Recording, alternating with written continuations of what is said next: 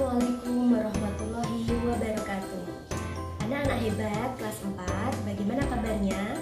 Semoga kalian selalu sehat, tetap semangat dan tetap ceria ya belajar dari rumah.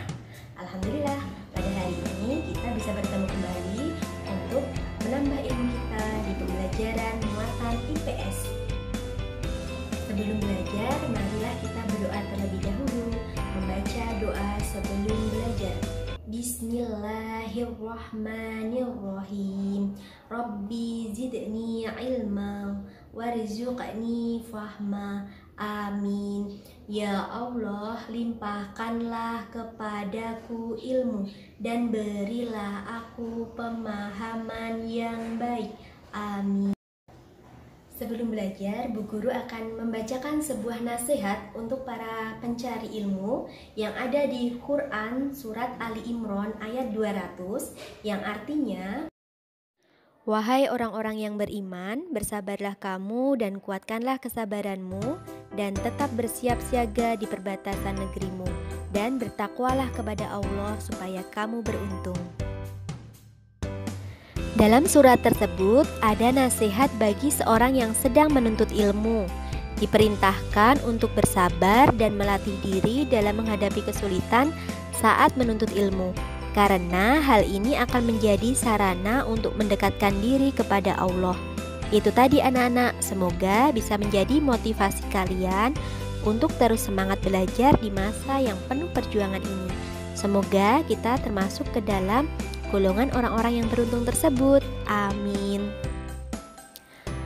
Anak-anak, pada materi kali ini Bu Guru akan melengkapi dan menambahkan lagi pengetahuan tentang keberagaman budaya di Indonesia.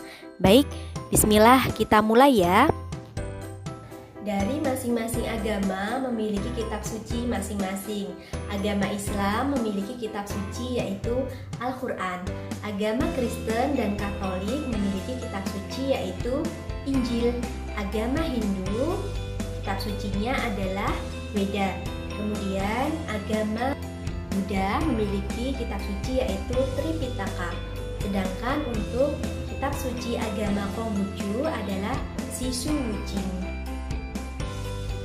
Setelah kita mengetahui nama-nama kitab suci dari masing-masing agama, kita akan melanjutkan mengenai hari besar keagamaan dari masing-masing agama.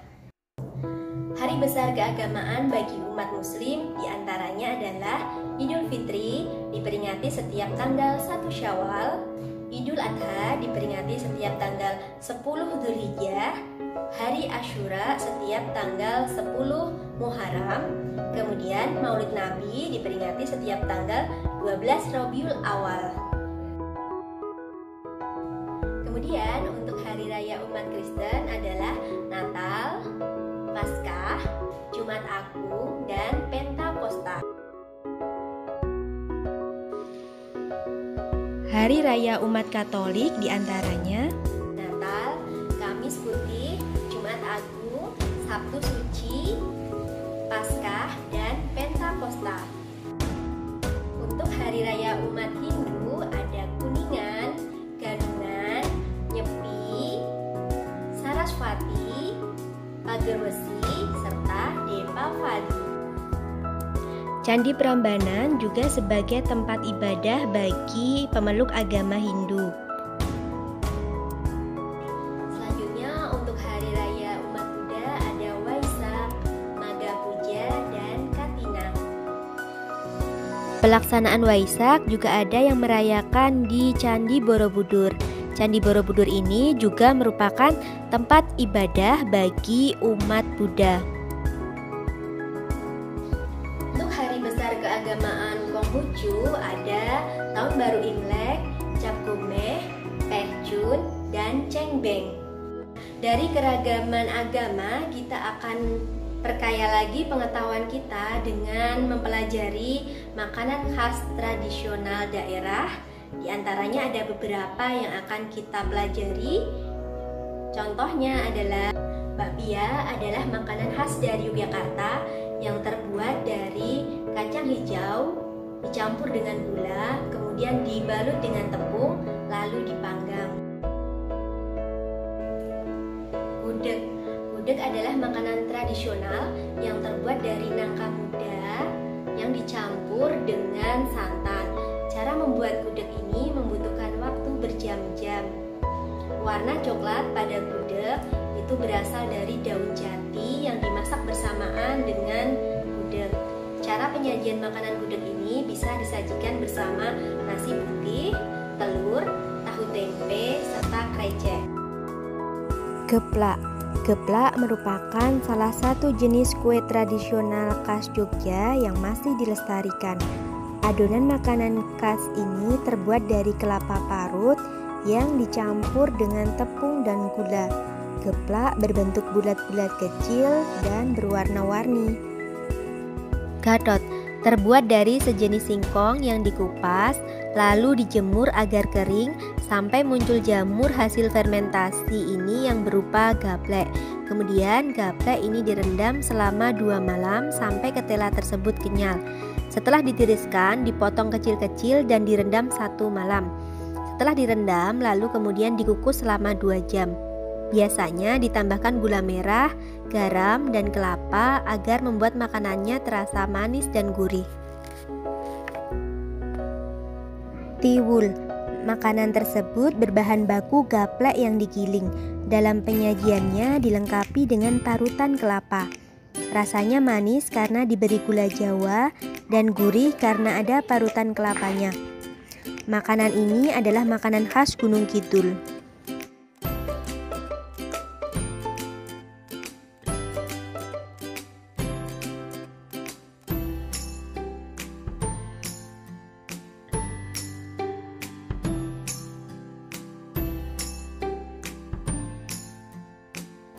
Ngaben.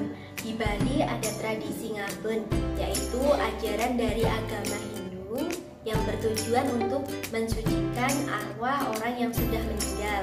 Untuk prosesinya, jenazah akan dibakar, kemudian abunya oleh pihak keluarga akan dilarung ke laut atau ke sungai. Sekaten. Sekaten ini adalah salah satu upacara adat dari Yogyakarta yang bertujuan untuk memperingati kelahiran Nabi Muhammad. Pahombol Batu. Tradisi lompat batu yang berasal dari suku Nias, yaitu suku yang berasal dari Pulau Nias. Tradisi lompat batu hanya diikuti oleh laki-laki atau pemuda dengan melompati tumpukan batu setinggi 2 meter dengan ketebalan 40 cm. Tradisi ini bertujuan untuk menunjukkan kekuatan dan ketangkasan bagi pemuda yang mengikuti. Siapapun yang berhasil melompati batu tersebut dianggap hebat bagi dirinya sendiri, keluarga maupun masyarakat. Alhamdulillah, itu tadi materi untuk hari ini. Semoga bermanfaat dan menambah pengetahuan kalian terhadap kekayaan budaya yang ada di Indonesia. Ibu cukupkan, mari kita tutup dengan membaca tahmid bersama-sama. Alhamdulillahirabbil alamin. Sekian dari Ibu Guru, mohon maaf jika ada salah. Sampai berjumpa di pertemuan selanjutnya. Wassalamualaikum warahmatullahi wabarakatuh.